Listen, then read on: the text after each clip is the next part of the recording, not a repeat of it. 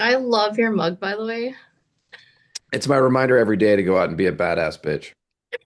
As Alex, I have a YouTube and Instagram Love Sugar show, and I want to thank you for taking the time for coming and doing the interview. Hey, I'm Ross Sewage from Exhumed. I play bass. I play the bass and the trout. Yeah, that was a way better introduction than I ever could have done. So that's awesome. If nonsense is your goal, then I'm the one to come to for sure. Well, it sounds like we're gonna have a fun interview, so I'm sure everyone's gonna like love it. Hope so. Let's get cracking. So how's everything going in your world? Not just musically, but also in your personal life. That's the part we don't want to talk about that much. Things are chaos. It is wild. Um, I just at the beginning of the month, seemed to go so swimming to going into 2026. And at the beginning of the month, I was uh, involved in a hit and run accident. My car was smashed into by the back of a speeding motorcycle that rider had lost control of and fallen off of, and so dealing with the financial of that and dealing with a whole bunch of horseshit around that. My living situation is beautiful, but we don't know how long it's going to last. And then I'm going to go on tour in like 20 days, and I've got to try to wrap up all of this chaos. Yeah. So things are going awesome. So if you see me raging extra hard this tour, there's a reason. Hey, sometimes like metal helps you get out your feelings. So, It's true. Yes, we go to it. We approach it as teenagers as a way to deal with our angst, and then we come to it as adults to deal with our catharsis. exactly.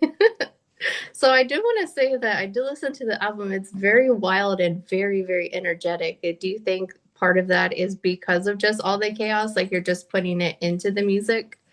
I mean, that's just what Exhumed always does. We've Exhumed has been around long enough, that it's there's a definitely a particular sound and there's a certain amount of grind we want. We have expectations as much for ourselves, maybe even more so than the fans. Like we want to be um, pushing ourselves to keep that sound alive, still playing with it, still like adding elements as we get, just more wizened in our age. But I think we still want to stay true to those teenage selves, and I don't want to have to like, get in a DeLorean and go back in time and my teenage, little Marty McFly beats the crap out of me for going poser. So it's kind of ironic because for anyone who doesn't know, this album is about like car accidents, defective cars, zombie biker gangs. Was that based off of what happened to you, or was that like a thought before? It's was a concept. It was a theme that we came up with some time ago, based on being on the road. And the story, as I recall it, is we were talking about, hey, what do we do with the next record, and like what do we kind of put forth, like what is there to do after you have like 11 teen records or whatever. Yeah. And I was saying like, hey, Exhumed has never had, we're on the road. Exhumed has never had like a cool road song like Home Sweet Home or Beth, or The Road Behind, like some ballad, like what would a death metal ballad be like? And Matt started running with that. He's like, wait a second, yeah, death metal ballad, like you get destroyed on the road. It's horrible. It's a harrowing place to be. And so then we just started having like, well, actually, there's like, even in the horror genre, there's the, there's so much that takes place on a highway, like The Hitcher or Death Race 2000 or Wrong Turn and stuff like that. And we're like, wow, they're actually the road, talking about the road specifically. Like, wow, this could be a really good theme, and maybe a really good way to get our ideas together and come up with something that actually makes sense. So that was the inspiration. But certainly in real life, I mean, Matt and I were in a pretty severe road accident in the 90s together, coming back from an Exhumed show, and he lost control of the vehicle. Oh, yeah. And flipped a Forerunner, and I was in the back seat asleep. Middle of the day, Oh, no drugs or alcohol involved. Just let's make that clear. Um, that stuff would become involved later uh, in our lives. But yeah, so like I had like, part of my face ripped off, and this is the oh, best the plastic surgeon could do. I got a little, he did a pretty good job. It's like a nice little Vanilla Ice style scar, but at the time it was a gaping wound about this big, and everyone thought I'd lost an eye. So yeah, that was in the 90s and totaled that car.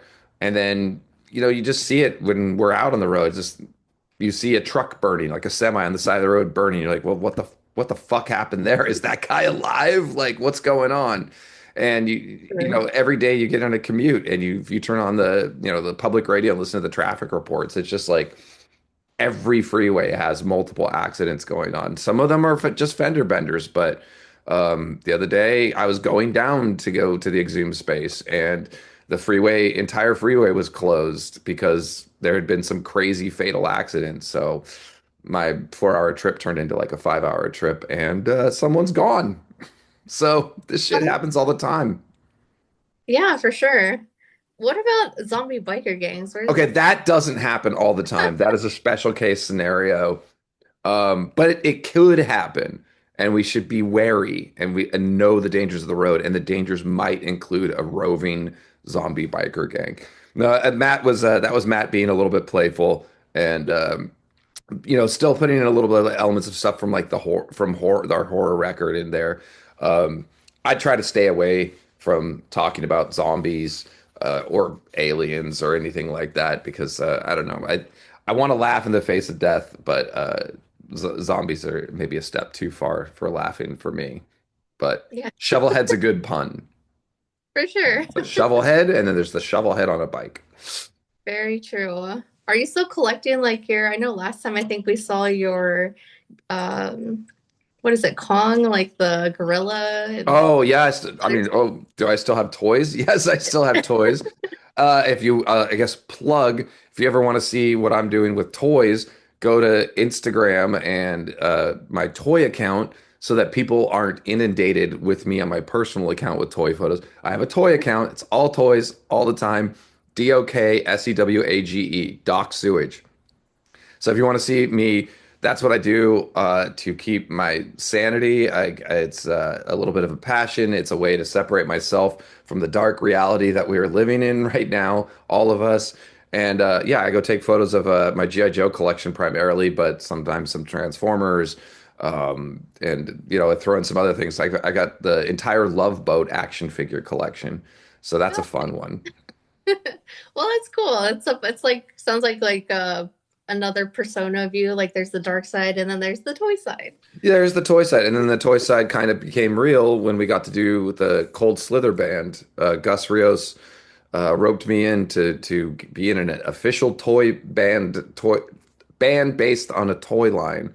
And this last in December, I got to do a music video for that band for Cold Slither, officially through Hasbro Toys and Raining Phoenix Music, and I got to do stop motion with my action figures. That's cool. So they're sitting around playing guitars. They're opening presents for Christmas.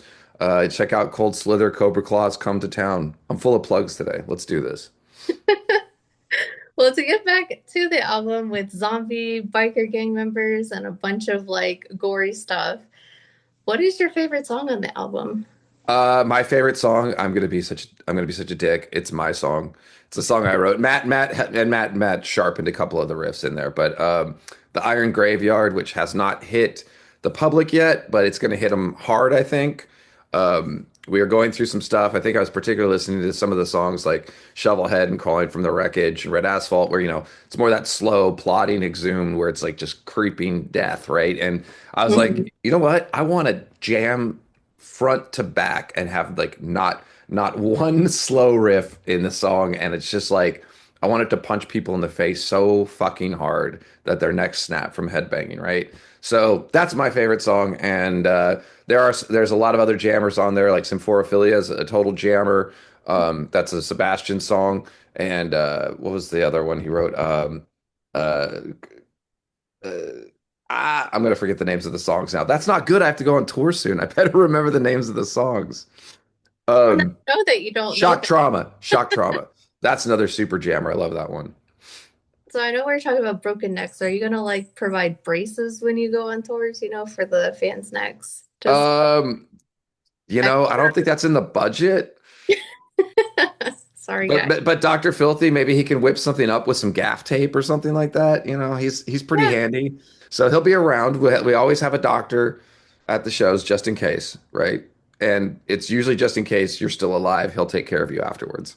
Well, that's nice. At least if you survive all that, you'll make it out. Yeah, no, no, no, no. No, he'll take care of you afterwards. Okay, yeah. He's not a good doctor. He's a terrible doctor. I'm not even sure he passed the exams. I was just trying to be optimistic so the fans want to come. What else is there to live for? Go to an Exhumed show, you're done. Who cares after that? We're good. Everything else, everything past that is just going to be disappointment. I have to say, on this album, I know people haven't got to listen to it yet, but when they do, what would you tell them would be like the heart of the album? Like, what song makes the whole album? That's a rough one. I don't know if there's, I don't think there's like, I have my favorite song because I'm an egotistical prick, but I think the album really works as more as a whole. Like it does go through. It's mostly death grind, but it has waves. It has good like hook bridges. It has some doomy, like some groovier, sleazier songs like Shovelhead. Hmm. So I don't think there's like it's like you could take the pulsing heart out of a person, but that it's not going to be much of a person after that. You have to take them as a whole. So take the album as a whole, listen to the whole thing, and realize that normalizing everyday tragedy on the highway is completely insane, and that we live in a totally fucked up reality. That is true. Like every day we're going well past the speeds nature ever intended any kind of creature to go, and crashing into each other. It's fucking bonkers. So would you say maybe like every song is kind of like a piece of the heart and you have to listen to them all together to get like the full heart? Otherwise, Yeah, it doesn't I, work. I think we got like in terms of like I think musically it flows very well. We had a lot of discussion about the tracking and how it was going to be ordered. That's always an important discussion to us because we grew up when you bought an album, not a single. Yeah. Because singles came out later. There were singles. I don't know if you remember cassette singles. It was a terrible, terrible business model. But Yeah. before that, it was yeah, we would put out albums, and it was from the '70s on. I think people really paid more attention to albums, and then we lost track of that sometime in the late '90s, and it started going back to singles again. Well, we're stuck in that mode. We wanted to listen to an album. We hope you have the attention span, even with TikTok and everything else out there to distract you. Hopefully you have the attention span for, a 38 to 40-minute record and jam that all the way through. In terms of lyric matter, it's like it goes all over the place within this theme. There's a homicide on the road. There's wreckage on the road. There's capital malfeasance, capitalistic malfeasance with like, bad manufacturing on the road. There's some zombies. And I think we tried to hit just about every subject that we could think of around cars. Although I think we might have I don't know if I'm supposed to reveal. We might have a couple extra songs left over for something else. I don't remember. But anyways, it's all yeah. But take it as a whole and enjoy the carnage for what it is. For sure. And I'm assuming like from the album cover, which isn't displayed here. Um, Because you don't want to get demonetized on YouTube. yes. Fair enough. Is that kind of like, I guess, the creative process? Did you take the songs and put it into the album cover, or was that something you found? No, the album cover. I did the album cover. Went we had been talking for a while about like going back. I took the photo for the gore metal, worked on that with Cole and Matt at the time, and then we took a photo in Matt's kitchen with all the guts and the chainsaw and all that kind of dumb horse shit. It's a little unpolished, but it's a fun cover, right? I left the band. They tried to do one more photo cover, and it didn't. The Slaughter Cult was there, like, it's kind of messy, whatever. I went on to do the covers for Impaled, which are all these other like kind of horror movie gore kind of photographs, like realism, and which gets censored a lot quicker than say like a corpse getting eaten out by another corpse. Like I just remember what Impaled getting censored, and I was like, Tomb of the Mutilated's right there. That's way grosser than anything we've done. But photos. So we wanted to get back to that aesthetic and try to create something that felt more real, especially in this age of Grok and Chat GPT and a bunch of AI bullshit. Mhm. If one of your favorite bands has jumped on that bandwagon, they should not be your favorite band anymore. It's a sad, sad thing. I mean, artists should not be looking out, trying to skip out on paying other artists. Mhm. Exhumed did that by having me do the cover, and they don't have to pay me. So, because I'm already Right. in the band. So, yeah, we wanted to do that and make something very visceral and real and harken back to kind of like where we started with the really intense, disgusting gore for a cover and present like a tableau of grim morbidity and really hopefully, capture some people's eyes, do a little bit of shocking, but I think it's kind of funny. There's a little Mhm. humor there. There's a license plate that says Exhumed. I mean, it's like kind of feels very like, like a thrash horror cover where it's like, the band is somehow involved in this crazy shit on the cover. So I had a lot of fun making that one and getting that photo and waiting till the twilight hour to get it just right. So I have to ask, is there anything behind it? Like, like you said, there's an exhumed, like, license plate. So the person on the cover, is that maybe one of the band members? Nah, we're not going to get that much into the story. It's just some old lady who was listening to Exhumed. So nothing crazy. No, nothing crazy. It's just like I just try to I just wanted to stage like a car accident, and I thought about lots of ways to do that. And Matt really wanted a long road, and luckily I live near the water, so I was able to find, scope out a public road that was semi-closed. There was still like, I had a couple walking by looking at this like, what is that, a bunch of guts? And they started laughing and, seeing that I'd like placed all these like picked up, random car parts that had been left on the side of the road from other accidents. So I don't know who owned that like white Camaro or Mustang. I couldn't tell what the car part came from, but they were in a pretty nasty accident and lost the whole front of their car. And now it's immortalized on our record cover. Yeah, it lives on forever. So what does this album mean to you? Um, I think it's heartwarming to me for one because we've had the same lineup for three records, which is pretty incredible for Exhum's long career.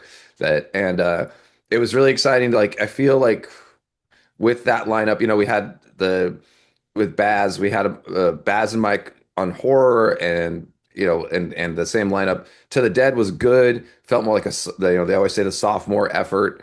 It's trying real hard, but it doesn't quite make it. I like that record a lot, but I feel like this one is like, okay, we really are a great unit.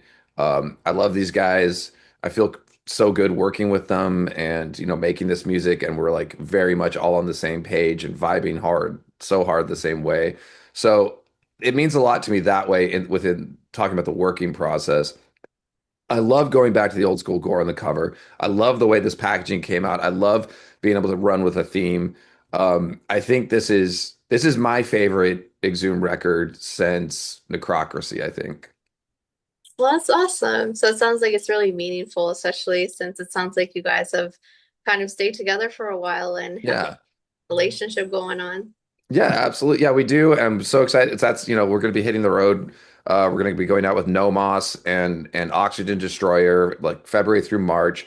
Take a couple days off. Then we're going to head out to Europe with Gruesome on the Let's Kill Matt Harvey tour. So we're going to make him do double duty and see if he can get all the way through it. Our first time back in Europe in 7 years, and then we're going to Australia, New Zealand like directly after that. And I'm so excited to like hang with my boys again after kind of took a year off to like work on this record. That's another thing we got to do was actually work on this record instead of Matt going like, "Holy shit, we should put out another record. We go on a tour." And it's like, do we get any time to like focus on this? And this one we really did, and I feel good about it. I got to bring in my friend Scott Evans, who's worked on some other projects with me to do the mixing on this one because I was playing his mixes for the band and got really excited about it, and they wanted him. I was so excited to bring him in on that.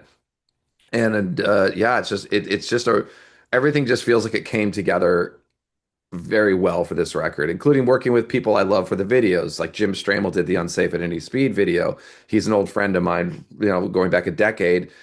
Great, like doing horror movie stuff and shorts and Landfill for Municipal Waste. I've known him for a long time, toured with him so many times, and it's great to work with him on the Shovelhead video. So it's just like everything is like kind of piecing together. If I could get the chaos of my own life under control, this would be Yeah. perfect. And I'm glad you mentioned Australia because I feel like a lot of times I see comments and people in Australia like, "Oh, you guys forgot us again." But this time, Well, like, you're underneath the world. It's hard to get there, man. It's like a 17-hour flight. That's an investment. We didn't forget about you. You guys just went fucking halfway around the goddamn world and planted yourselves. What the hell are we supposed to do about it? We'll get there. We're getting there.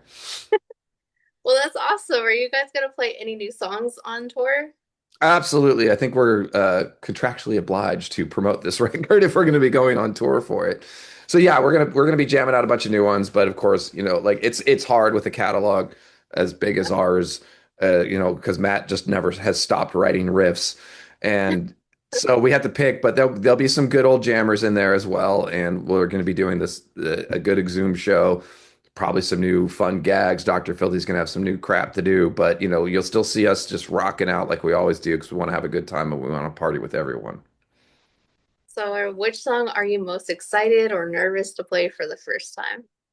I think I'm unsafe at any speed. It's not even hard, but it's the first one on the record. It's probably going to be the first song we come out with to play, and it's got that really nasty bass break at the beginning. And if I chunk that, I'll be the laughing stock of the world. That is true. And, people will see it and it'll probably be recorded forever. So, not sure. No! Don't start recording until 2 minutes into the Exhumed set, just in case. Have you guys been to Australia before? Yeah, we went to Australia a few years ago. I got to hold a koala. It was a Oh, great time. We're working with the same people. Can't wait to see Anthony again. And Australia is a really fun place to tour because everyone is just they've got a great sense of humor. They have a good time. They want to rock out. I'm happy to go there and try to figure out what they're saying all over again.